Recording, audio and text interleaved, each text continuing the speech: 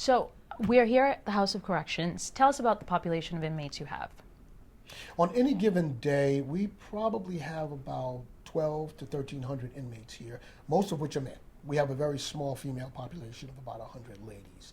On average, men are here between 12 and 14 months. Ladies are here between 6 and 9 months. Now, as a county facility, if your sentence is 2.5 years or less, you come to a county jail. If it's more than that, then you go to one of the DOC facilities. Can you break down the inmates by, you mentioned pretrial hearings versus those who are serving sentences. In speaking with your assistant superintendent, he said that this is actually the lowest number you've had in quite some time. So the breakdown of our population, the convicted number of convicted inmates is probably somewhere around 800 ballpark. For pretrial, we probably have another 800. Now, our numbers, and I know the governor is fond of saying that Massachusetts is like one of the lowest states of incarceration, I think 49th out of 50. That's for the convicted population. For the pretrial population, those numbers would be skewed a little bit higher. But the numbers are going down, not just across the Commonwealth, but across the country, because the courts are moving people through a lot quicker, and we have a lot of diversionary programs now also. You know, we have the gun courts and the drug courts and, you know, so on and so forth. And so we have specialized courts that are really tending to people's needs. And so if we can keep people out of an incarcerated setting, that's what we plan to do. Why do you think pretrial numbers are going up? Pretrial numbers are going up because people are still committing crime. But here's the thing. You don't have your garden variety bank robber anymore. A lot of people that are here have substance abuse issues or mental health issues. Now, my contention is that if there were more beds on the street for substance abuse and mental health, those people would be there. But because of the scarcity of beds, if a guy or a lady does something unlawful to basically feed their illness, they get caught, they come to jail. And so you come to jail, and we aren't really, we are now, we really weren't built to be a mental health center or a substance abuse center. But because of the fact that so many people are coming here suffering from those two things, we are now that. We are the de facto mental health and the de facto substance abuse centers, and in some cases, we're the de facto education centers. On average, my population has a 5th or 6th grade literacy and mathematics acumen. Massachusetts often has a progressive front, but it does have a lot of challenges when it comes to things like cash bail, imposing harsher sentences on black, brown, and poor people. Do you think that impacts the number of people that are coming into your system? Well, I think the criminal justice system across the board incarcerates too many black and brown and poor people. But I will say this, we've gone over to Europe a couple of times to look at how they do how they run their criminal justice systems, and they're actually more rehabilitative than punitive. Right now, the states are still more punitive than rehabilitative. That said, the pendulum is swinging towards rehabilitation for a couple of reasons. One is money. We spend $80 billion with a B annually to incarcerate people.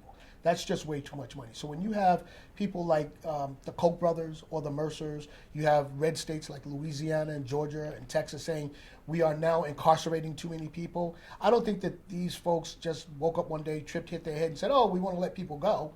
It just costs too much money to continue to incarcerate as many people as we do. Again, when you look at some of the progressive district attorneys like we have here in the Commonwealth, these progressive district attorneys are also saying we need to be more rehabilitative. My understanding is that about 60% of the cases that go to trial or should go to trial come away without having any sort of adjudication because they're dismissed or thrown out.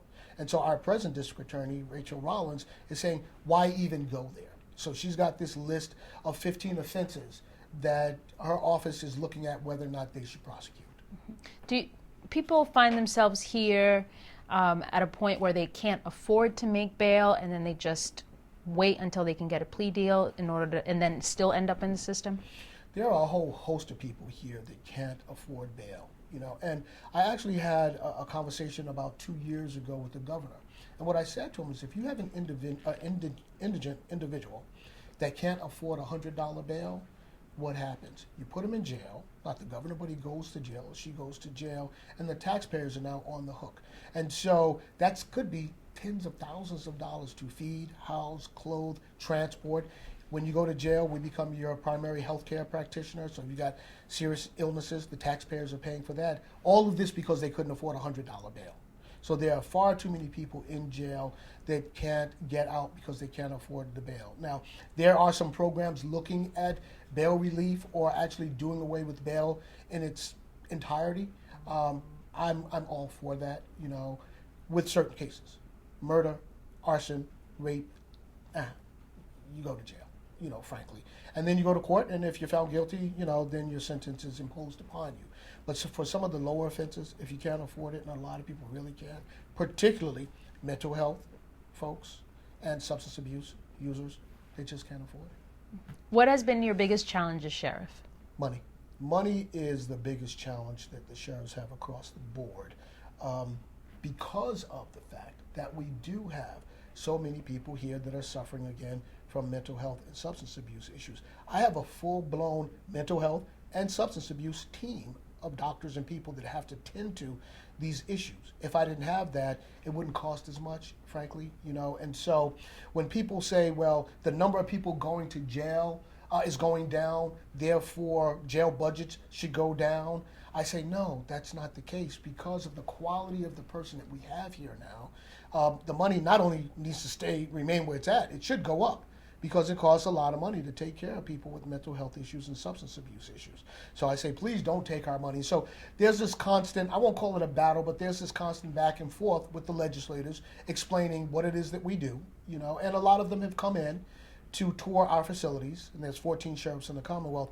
And once they see exactly what type of programming we have in place, what it is that we're doing, they don't give us as much money as we would like, but they're trying to meet us somewhere in the middle. Mm-hmm. Let's talk about your programs. You have programs that focus on people who have substance abuse issues. And in one of them you say that some people are transient and they only stay here for just days or even hours, and you still try to get to them. Absolutely. So in our pretrial population, you may have a guy or a lady that's here for days or just a couple of weeks. That said, we have programming in place that addresses several issues, more so for the folk that have been convicted and are going to be with us for a longer period of time.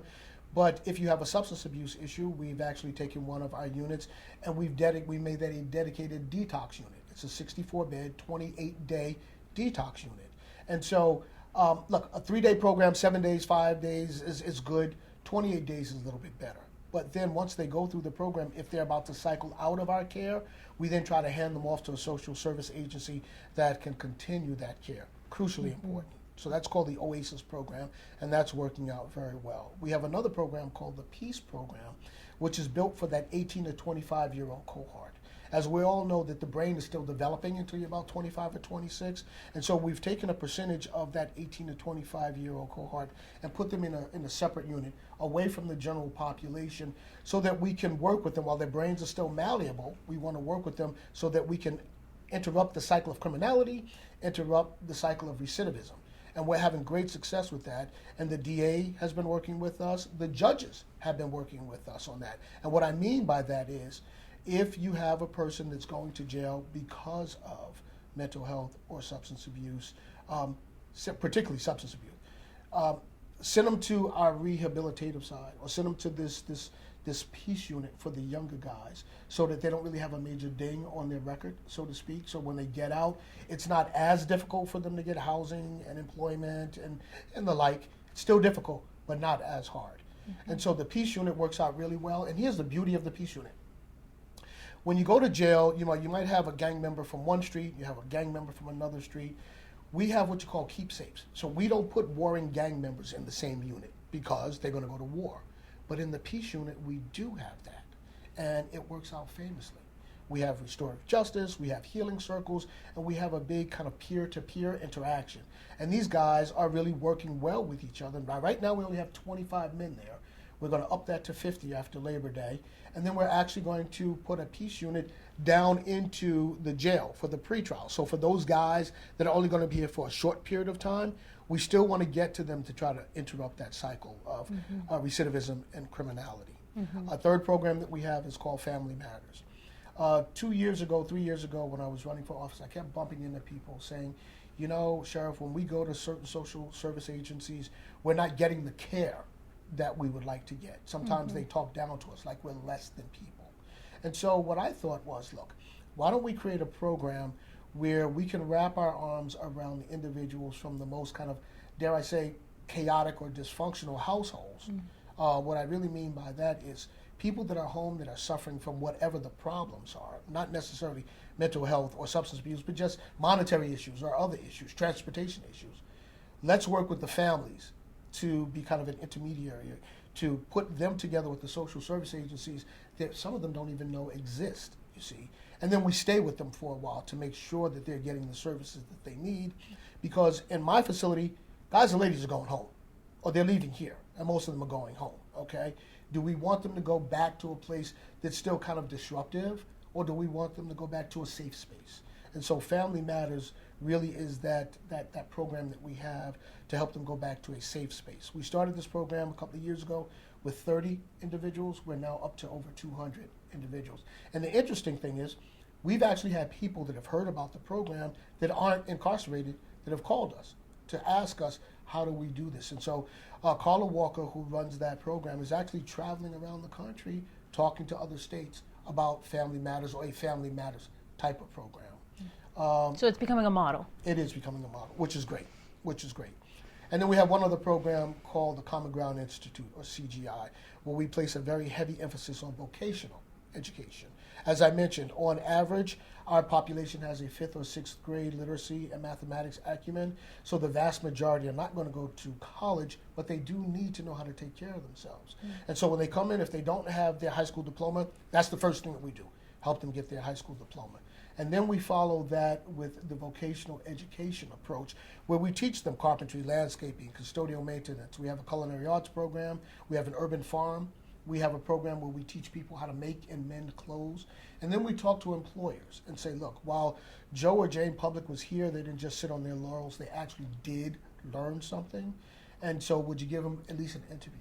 And we've had some pretty good success with guys and ladies getting interviews and getting jobs. And interestingly enough, a lot of the unions are open to bringing in their population because, as it was explained to me by some of the unions, their members are sunsetting or getting towards that retirement age. And so they need to backfill those bodies. And what one president of one union said to me is, he says, we're not concerned about the fact that they were incarcerated. We're more concerned with the fact that they understand punctuality, that they know how to comport themselves professionally on the job site, and that they can do the job, you know. And so that helps us out mightily. So these days, correction facilities are no longer your grandfather's facility where you just have people here, they do their time, you walk them to the door, and you say, good luck, hope you don't come back. Now what we're trying to do is help them improve their station in life so that they don't come back. How are these programs working? Do you have any hard numbers coming back saying that people are not committing crimes and are doing what they're supposed to? A lot of these programs are 3 years or younger, and so we're still putting the data together. But I will tell you this, particularly on our PEACE program, we patterned that after a program in Connecticut called the TRUE program. Now, in the TRUE program, in the PEACE program, you have about 25 guys that we call mentees that are going to get out, you know, in short order. And they're matched up, like in Connecticut, with lifers. Here we have long-termers, so to speak. And so the older guys are working with the younger guys to basically say, I was doing 10 years ago what you're doing now, and look where I'm at. Do you want your life to be my life? In other words, stop the nonsense, get yourself on the right track, and stay out of jail. The recidivism rate for the TRUE program in Connecticut is 2%. 2%. Across the country, the recidivism rate, depending upon where you're at, but on average, is 46%, you see. And so that is showing remarkable success. And we think that we're going to do the same thing here. Was any of this in place before you were here? None of this was in place before I was here. None of this was in place before I was here. And the reason it's in place now is this. My background before becoming sheriff or coming to work here at this facility as the director of communications back in 2002, I was a television producer and director. That's what I did. So I spent a lot of time in communities. I spent a lot of time working with young folks and other types of individuals and programs. So when I got to the sheriff's department, I brought all of that with me. Here's the rub, though. Places like the sheriff's department, maybe the police, maybe fire, have a really entrenched culture. And so making change is a hard thing to do, a very hard thing to do. The thing that I kept hearing is, well, we've never done it that way, so why would we want to do it that way now? So although my predecessor allowed me to do a couple of things, once I became sheriff, hey, I'm the guy now. So I'm going to put these programs in place that I think is going to work. And I'll end this by saying this. I remember when I first became sheriff, I would meet with my executive team and I would drive them crazy with all of these kind of out-of-the-box sort of initiatives. And one day I'm meeting with them, and one of my executive team says, "You're the sheriff, so we're going to do whatever it is that you want us to do." And I said, "This is what I want you to do. I want you to leave this meeting. I want you to go back to your office. And when you get there, I want you to think about this. If I or someone else in this department comes up with an idea or an initiative that can help people help themselves, let's not start with no. Let's talk about it. Let's see if we can make it work. If we try that and it doesn't work, fine, but at least we gave it a shot." And I will say this to you. Some of the most innovative, creative things that goes on here now comes from people that have been working here much longer than I have. But they've been kind of released to talk about these different options and these different ways of looking at programming. So it's worked out pretty well. And then I'm just blessed to work with a group of people that are just extraordinary. You know, I mean, they really know their game, they're adults, and they get it, and they want to be helpful. And let me just say this. In the Commonwealth, although we have policing powers, sheriffs are not the police, you know. And my county is Boston, Chelsea, Winthrop, and Revere.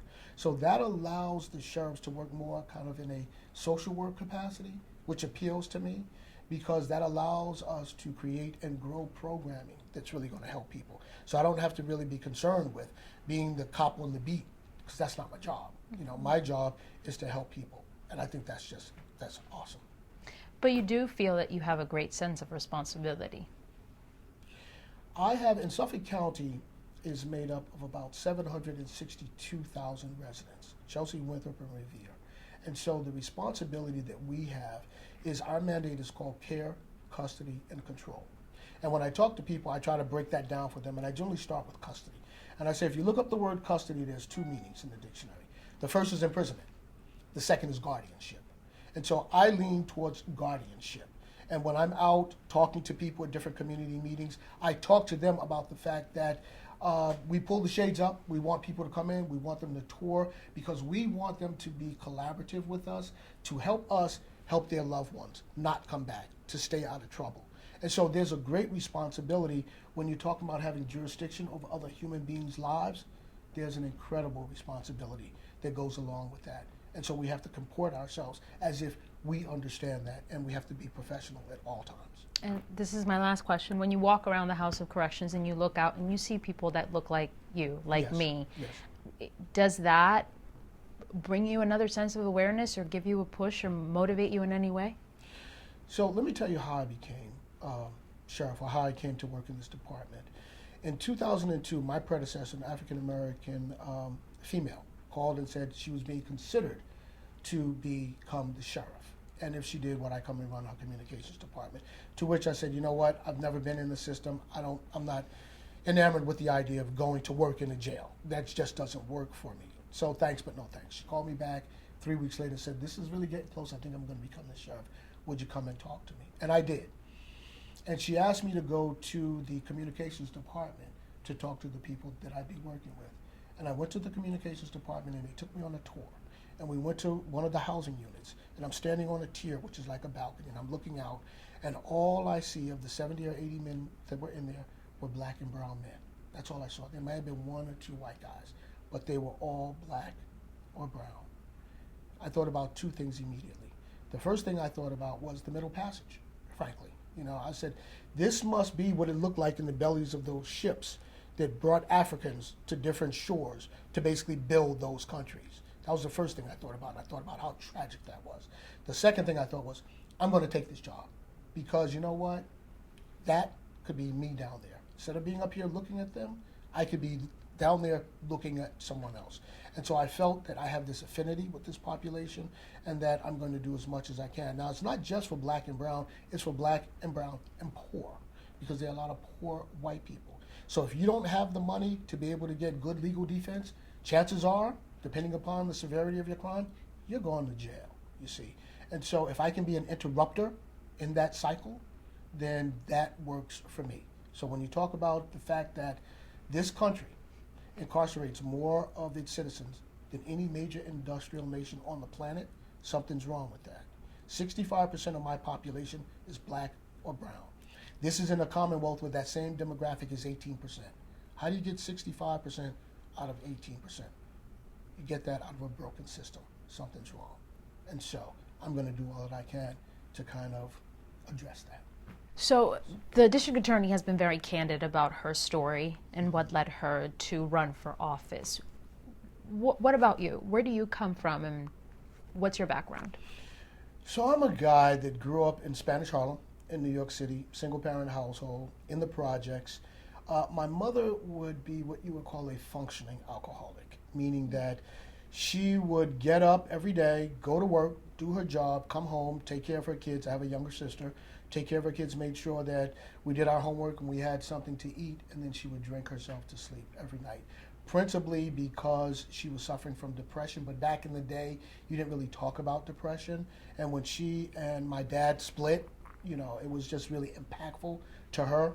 And so I'm intimately familiar with, particularly alcoholism, and you know the downside effects that that could have on people. Even when you want to do the right thing, even when you want to be clean and sober, sometimes you just can't, or the struggle is just so mighty that it's really hard.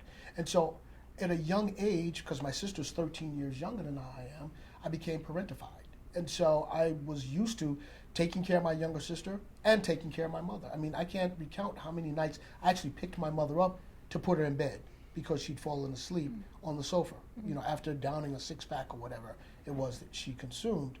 And so fast forward to what I do now, I understand. I get it, you know, particularly when you talk about a population that has mental health issues or substance abuse issues. I lived that. So this is not something that I read about or heard about. I lived it. And so that governs how I run this department. You know, the things, the care and love that I had for my mother and my sister is the same kind of care and love that I have for the men and women that are incarcerated here. And so I feel that it's our responsibility to do right by them, no matter how they got here. Whatever their offense was that brought them here, they're here. You know, and so since they're here, I think that we really need to roll up our sleeves and really try to help them get back to their families in a way that's, dare I say, whole, so to speak, or as whole as possible. And that comes from my upbringing as a kid who had to fight his way through the struggle, you know, had to fight his way out of Spanish Harlem. I got lucky. I got a scholarship to go to college. I did reasonably well in school. And so what happens when you get good things? If you can, at some point you got to give back, you know. And I think that it's way beyond time for folk of color to reach back and say, I got you, to your brother and sister and pull them forward with you. Way beyond time. And so that's really who I am, and that's what governs me, and that's why I do the work. That's why I love the work that I do.